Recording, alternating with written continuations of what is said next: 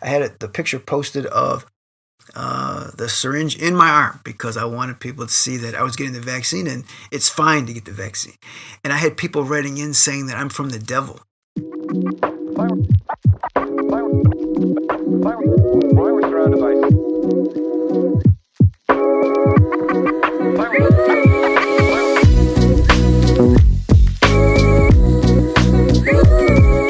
This is vlog number 3. Glad to have you with me. I wanted to fill you in on what's been going on and some thoughts on the situation with the vaccine and how it relates to smoking, which I think might interest you. So let's take it from the top. So this has been an important weekend. It's Mother's Day, and I'm so thankful for my own mother and my wife, who is also the mother of my son. And these ladies have done so much for me and for my son that it's hard to fully state what a mother does. And I think as a man, it's difficult sometimes to understand really what they go through, what they put into their children. There's my mother and all the work she did, and I see my wife doing so much with my son that I don't really fully understand. Maybe some men, especially maybe if a single parent, could potentially know a bit of what that's like. But the worry, the anxiety, because they're so responsible for the well-being of the child, the health of the child, how the child is growing up and getting over all kinds of illnesses and injuries and everything that somehow, as a man, as a father, I'm involved, but it's just not quite the same. So I just want to say that, I'm so thankful for my mother and also the work that my wife does as a mother. And I'm very happy to be celebrating Mother's Day today in the U.S. For me, there's been a big cycling week. Over the weekend, I was able to hit a 2-hour ride, which took me into Niagara Falls, almost to the falls itself. I think I'll soon get there.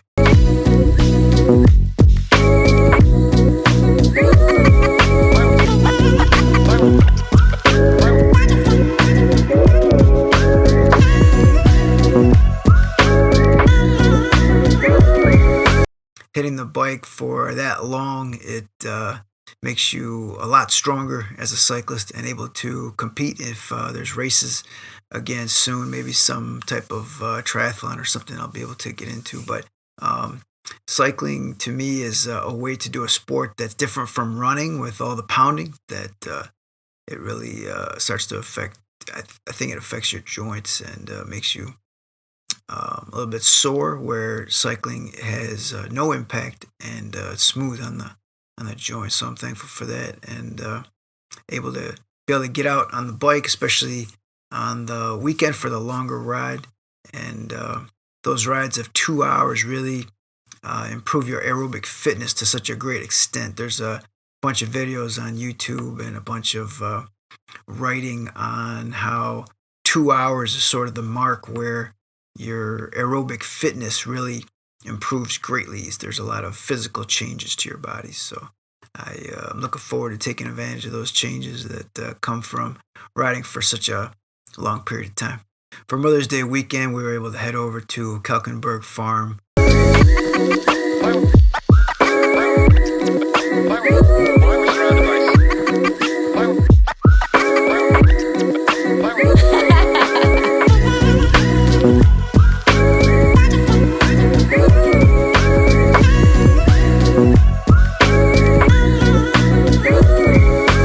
During the pandemic, we really try to do outdoor things.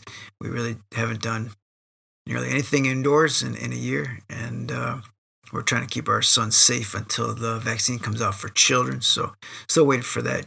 Thankfully, my wife and I both have gotten the vaccine because we're both teachers, but and that was earlier because we were both teachers. But the vaccine's open to 12-year-olds in the next week or two, which is great. Now that more people will be able to get it, there'll be less and less spread of the virus, and then hopefully soon they'll be all the way down to the children, like my son, who's only 4 years old now. So looking forward to that, when we can go out and do everything we like to do. But right now we're just doing stuff outdoors. This week I was thinking a lot about the situation with the vaccine and looking for things to compare it to in the past. I've tried to look into how does the pandemic relate to other past pandemics, other past illnesses. People used to call them plagues, things like that. But when it comes to the vaccine, I feel like there are some similarities that aren't that far from our contemporary situation, but still a little bit farther than what most people are thinking of or what most people can remember. So when I looked into something I thought was a bit similar to the vaccine and how people are reacting to it, especially people in the church, I think smoking is a really good example. The important thing for me when looking into smoking was how smoking used to be super popular in the church, and then now nearly no one does it, and really it's a taboo. If you come into a church nowadays, pretty much any church, they will not treat you the same way if you're a smoker. I have to say, it may not be that Christ-like, but that's really what's going on in the churches. There's like a social pressure to not smoke, or even to cover up that you're a smoker. And I'm not saying smoking would be something I would do. I don't think it's a good choice. I've only smoked a few times as a high schooler trying to be cool, but for smoking to be in this kind of situation now where people would make it into a taboo is very different from what smoking was like in the 50s and early 60s especially. So I looked into it a little more. I want to share about what happened in the church with smoking. So when I'm saying the church, I mean just generally. I'm not saying a particular denomination or a particular church, but in churches, what happened was smoking was super popular, and I'm talking about the United States, but very similar in many other countries, where men almost to 80% were smoking, women up to about 60% were smoking. So it was just a widespread thing. They said about half the population in the statistics, but it's skewed higher for men and a little less for women. And since smoking was so popular, it was also popular in the church. I think that if you read a lot of statistics nowadays, you'll also see that churches aren't really that far from the general culture in the United States and many other countries as well. So smoking was super popular in the churches. Everybody smoked, and no one really said that it's against the Bible or it's against what God wants. It just wasn't the way people thought. And I think that this is important to mention because nowadays, if you were to talk about smoking in the church, you'd find people saying, well, this is not a biblical practice. This would be a behavior that God does not want us to do. So how could it have gone from something that people didn't think that about to now it is something people think that about? Well, I also found that there were some very famous people, very strong leaders, popular people that smoked openly and talked about how much they love smoking. C.S. Lewis, Charles Spurgeon, Dietrich Bonhoeffer. Dietrich Bonhoeffer was jailed many times, and he said that the greatest thing that would happen when he was in jail was that somebody would bring him a cigarette. I mean, this is real.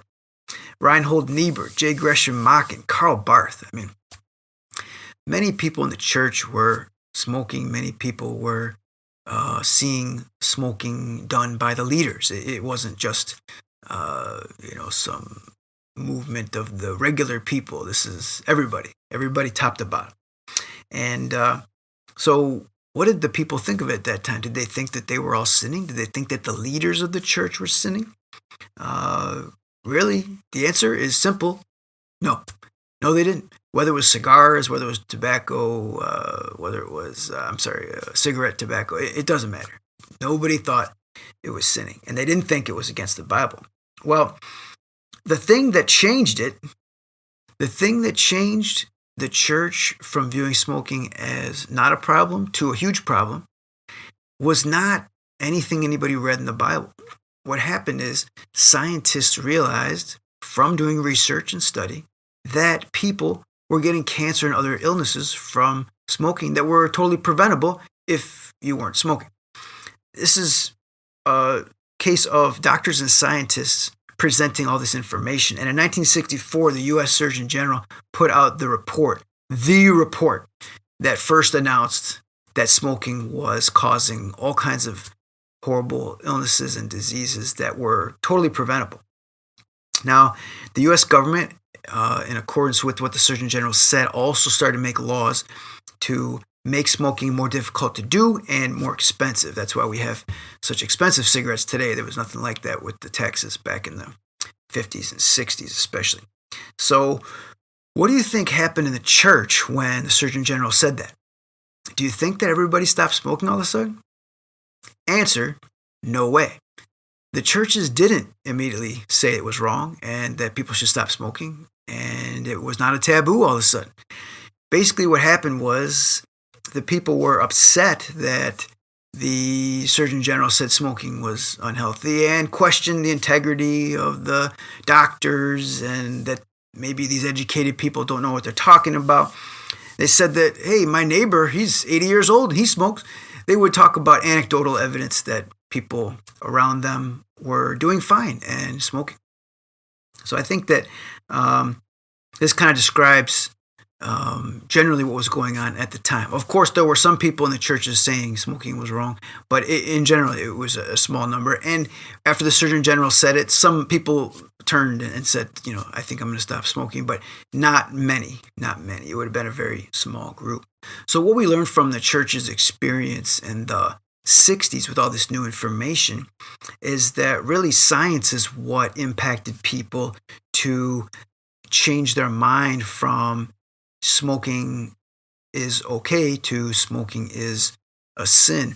Really, the people at the time believed that smoking harming the body was against what God wanted because the science had proven that it was harming the body. They used the Bible verses that are very commonly used for anything that hurts the body. The body is a temple. We don't want to hurt the place where the Holy Spirit resides. We don't want to hurt what God has created and all these kinds of things. So this all was the ideas that came about from the new science. So I think that we learned three important things from the church's experience with smoking in the 50s and 60s and the changes that happened. One being that science directly impacted what people thought was a sin and what wasn't. Really, the people didn't read any new Bible verses or new translations. It was that science showed that smoking was causing people to become sick and ill and diseased, and then they changed their mind and said, well, then it must be a sin. God doesn't want us to do it. Also, people made up all kinds of excuses to avoid changing from smoking to not smoking, and it's not really that there are people that don't love God or aren't faithful in the church. It's just really somebody that doesn't want to change. They find out the new information, but they find ways to argue with it because they really don't want to change. And lastly, personal experience only gives you so much information. The people that said, well, smoking didn't kill my uncle, it didn't kill my neighbor. Well, that's true. Those people are lying. But also, the anecdotal evidence of our own personal experience just isn't enough to inform us properly. The best information came from the research, which is why we have research. And I'm thankful that, especially in the United States, we have government-sponsored research, which puts a lot of money into research that wouldn't normally go to it. So, all this to say that today, many churches are full of people that don't want to take the vaccine. All right. Most people in churches are interested in the vaccine. There's many that want it, but there's a lot that don't, including the numbers from the newspaper, which are about 30% of the population doesn't want to get the vaccine. And a lot of those are in churches. So I have to say that I think there's a parallel between what happened with smoking and what's going on with the vaccine. Even people in churches, they've been skeptical of wearing masks. People are skeptical of social distancing rules. So there's a lot of this similar sort of mindset that is related to not wanting to get the vaccine. And so the people that are like this are really upset with the people who are advocating for the vaccine, talking about scientists as they don't know what they're talking about. There's a distrust or suspicion for what they're saying the research shows. Maybe they don't know that much, even though they're called a doctor.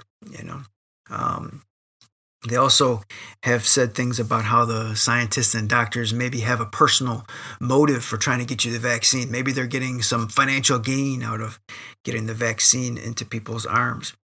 And a lot of them use evidence like my neighbor didn't get the vaccine and they're doing just fine, things like that as well. People today are even saying that the vaccine is against the Bible and against God. I posted on Instagram on purpose that I got the vaccine. I had him post the picture. I had the picture posted of the syringe in my arm because I wanted people to see that I was getting the vaccine and it's fine to get the vaccine. And I had people writing in saying that I'm from the devil, that I think I'm speaking for God and that I follow Jesus Christ. Well, I'm actually from the devil. I'm a snake. They said all this kind of stuff. And I had to actually block a few people because I tried to reason with them to share my view and explain it to them. And they just were really trolling me. So I ended up having to block a few people, unfortunately. Now, I'm not saying that's everybody, but definitely those people thought they were serving God with that kind of attitude, which is surprising, I think. So what do we learn from smoking that relates to this vaccine situation? Well, really, science was right about smoking.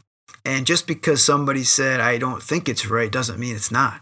And that many people, once they looked into it a little further, realized that, yeah, it's right. The science is right, and we need to stop smoking because it's a mistake, it's a sin, and we realized it. Now we're using our Bible to discuss this, but actually we realized it because of the research and what the scientists have found. And right now, the COVID vaccine is obviously doing the right thing. It's stopping people from getting sick, stopping them from dying. So to not get the vaccine is really similar to continuing to smoke back when all that was going on. And I think that, everybody should definitely get the vaccine, and like people stop smoking, it should be done because of the science. The science has shown us what we should be doing. Also, people are making all kinds of excuses up because they don't want to change. I mean, a lot of people in the church that don't want to change try to spiritualize that they don't want to change. They try to make an argument for how they don't want to change based on something biblical, something religious. But actually, a lot of them just don't want to change. They don't want to get the vaccine when they've never had to get the vaccine.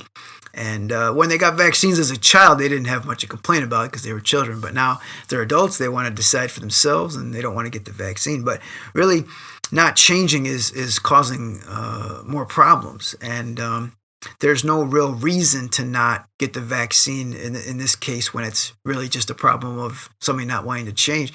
It's no good reason at all. And these people should get the vaccine.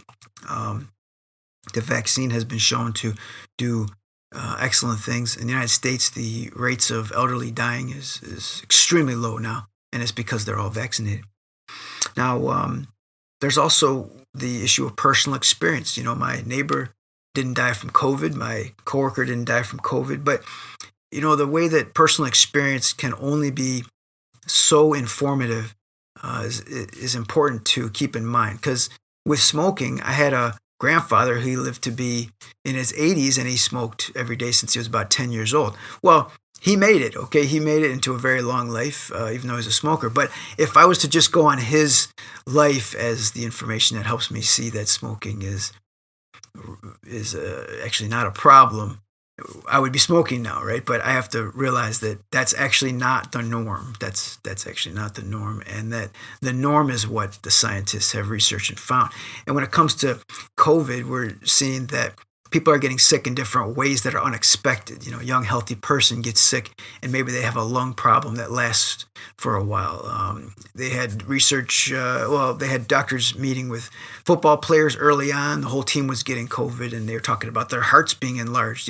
There's things that we don't always know about COVID because it's new.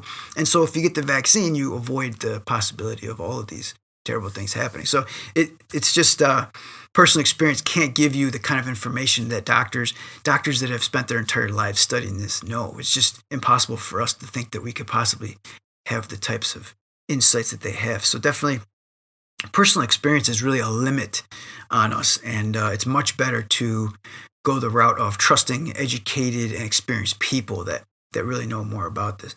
And I just wanted to mention again because it's important to me. My relatives, they're in India right now, and they're in their house, not going outside because the positivity rate of COVID is 30% in these cities. 30%. We've never even seen 30% in the United States. Now, the thing that's going on is that people that used to think that COVID wasn't a big deal are now realizing that they can't continue to think that it's not a big deal. They have to agree COVID is horrible. It's killing all these people around us. It's sickening many others that are not dying. And so they have had to realize that COVID is very serious. And their personal experience is actually getting them closer to the reality that scientists have been saying, that COVID needs to be stopped, that it's hurting people severely. And so if you look at any of the Indian news, it'll help to show you that this is not to be trifled with, for sure. So the point of all that about smoking the vaccine to me that I wanted to mention is that struggling with getting the vaccine, I think, is similar to struggling with the new information on smoking back in the 60s. It's not really that it's not understood well enough or that people in the scientific community don't have good guidance. That's really not what's going on. What's going on is the scientists have good guidance, that the scientific community does know a lot, and that the vaccine is the right choice. And I would say it's what God wants. It's what God wants because he doesn't want you to make it yourself ill, and he doesn't want you to possibly not get ill, but pass the virus along. I mean, imagine that every person that gets the virus is a continuation of the pandemic. The people that get the virus are continually spreading it. So if you get the vaccine and stop it, it continues to help others. So you got to think of other people. I mean, the pandemic doesn't have to spread. It spreads because people are allowing it to spread. There are a few cases of people that didn't know what they were doing, but this is not common. Generally, people are getting the virus and passing it to other people through, you could say, negligent behavior. They're just not taking it seriously. They're not trying to be safe and avoid the spread of the disease. So let's get the vaccine. Let's get this pandemic over. Similar to how people realize, look, we got to stop smoking. It hurts us. We got to stop. So I really encourage you to get out there, get your vaccine. Many people in the U.S. have the ability to get it. Just go do it, please. Go get it as fast as you can. People in India want to get the vaccine. They can't even get it. My brother-in-law can't even get the vaccine. It's impossible to find it. So go ahead and do it. And I'm really happy you're here for Vlog 3. I look forward to seeing you in the next one.